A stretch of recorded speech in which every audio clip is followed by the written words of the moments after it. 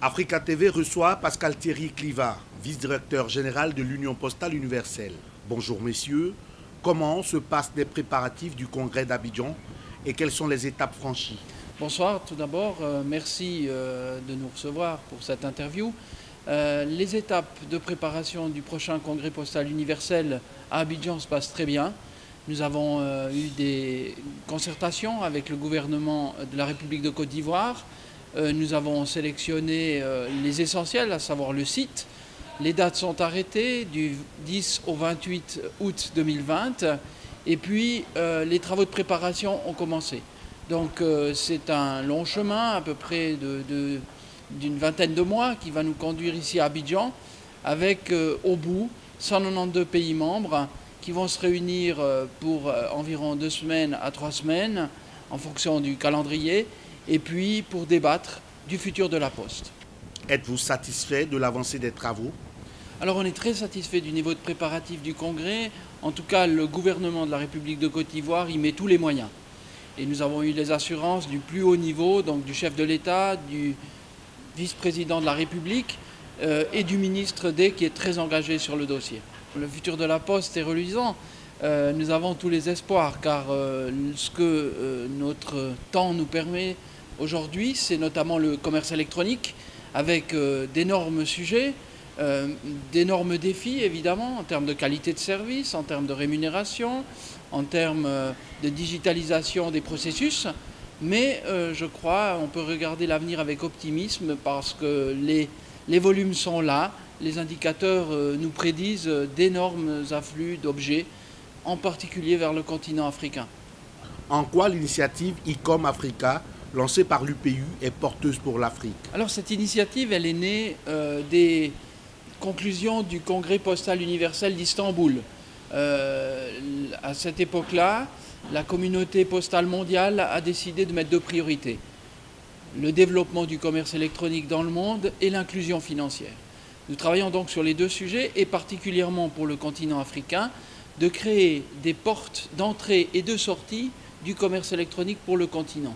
Donc ce projet, il s'articule en 6 hubs que nous trouvons aujourd'hui, ou que nous construisons plutôt en Afrique du Sud, au Kenya, en Tunisie, au Maroc, ici en Côte d'Ivoire et au Cameroun. Et donc ce projet, il a pour but effectivement de fournir ce continent en matière d'entrée et de sortie d'objets liés au commerce électronique. Vous pouvez imaginer aujourd'hui les millions d'objets qui sont commandés par Internet, notamment sur des marchés chinois, en Asie, mais pas au-delà, aussi aux États-Unis et dans d'autres marchés. Mais pour nous, ce qui est essentiel, c'est les volumes qui vont être générés par cela doivent être porteurs de développement économique, aussi pour ce continent, aussi pour cette région, aussi pour ce pays.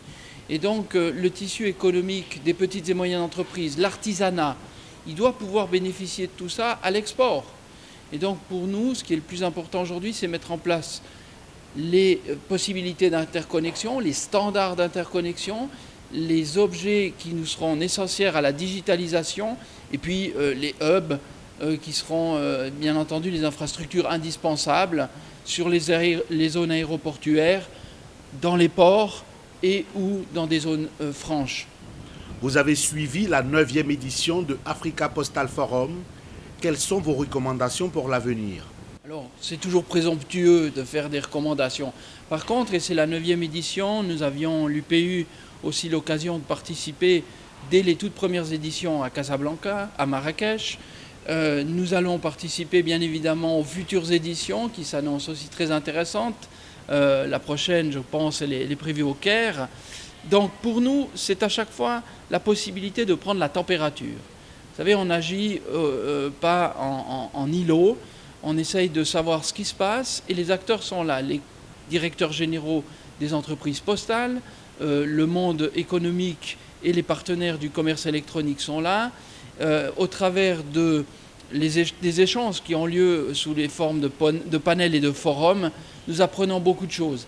Et l'avantage de participer à ces forums, c'est que nous avons une possibilité de prendre la température. Alors, beaucoup d'attentes sont placées au poste. On a vécu un certain nombre d'interventions qui demandaient vraiment au poste de mettre en place les infrastructures pour permettre ce développement. Et donc, voilà, les défis sont là, les attentes sont là. À nous d'appuyer les directeurs généraux, les gouvernements dans la mise en place des essentiels pour réussir ce e-commerce. Votre pays, la Suisse, a annoncé durant le 2e congrès extraordinaire à Addis Abeba la proposition de votre candidature pour le poste de directeur général de l'UPI. Comment vous vous sentez et que préconisez-vous pour soutenir le développement de l'Afrique? Alors, on se sent déjà très honoré parce que j'ai été maintenant 2 fois élu au poste de vice-directeur général par la communauté postale mondiale. J'ai donc été dans la cabine de pilotage, mais en tant que copilote. Et donc, comme tout copilote, on lorgne de temps en temps sur le siège du commandant de bord.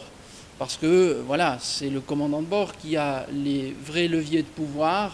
Et donc, voilà, cette expérience de copilote m'a permis de passablement me familiariser avec ce monde, ces défis. Et donc, aujourd'hui, je propose, et la Suisse propose à la communauté postale mondiale de mettre ses compétences à leur disposition.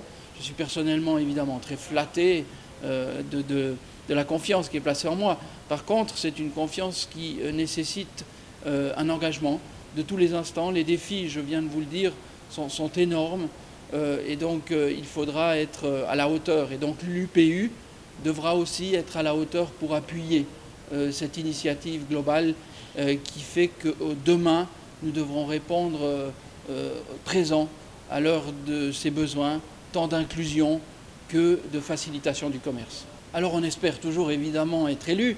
On ne va pas dans un tel défi sans ambition.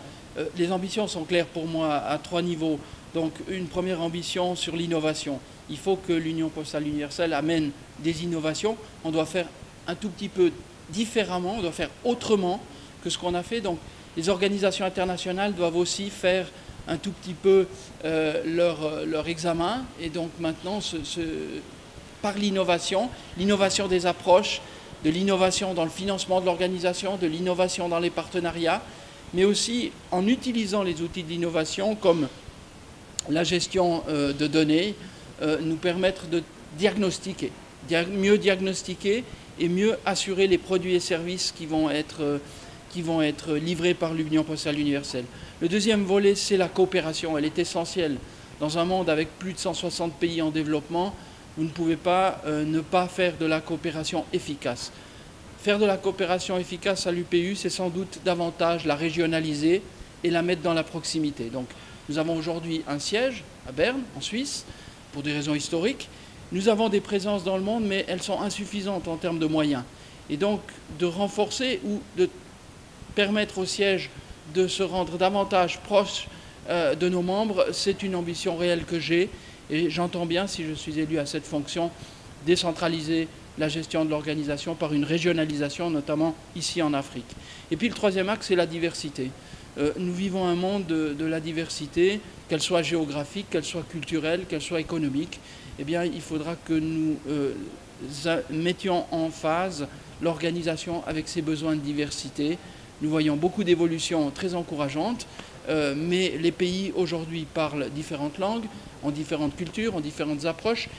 Et quand on parle e-commerce ou quand on parle inclusion financière, inclusion sociale, eh bien, il faut tenir compte de ces éléments-là. Il faut parler les langues, il faut faire en sorte que ces organisations soient vraiment au service de l'ensemble des pays membres et des citoyennes et citoyens. Plus globalement, comment percevez-vous le futur de l'Union postale universelle?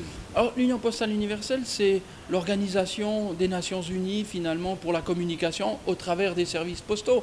Et donc, nous devons encore une fois, et comme nous l'avons fait jusqu'à maintenant, nous adapter aux différentes aspirations de notre monde, de nos sociétés.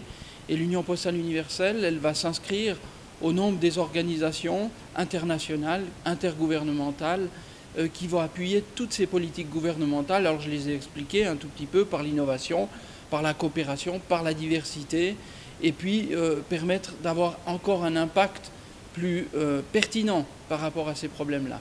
Nous avons réalisé des mesures depuis à peu près 2013. Nous avons un index de développement postal mondial, et cet index, eh bien, c'est un référentiel désormais.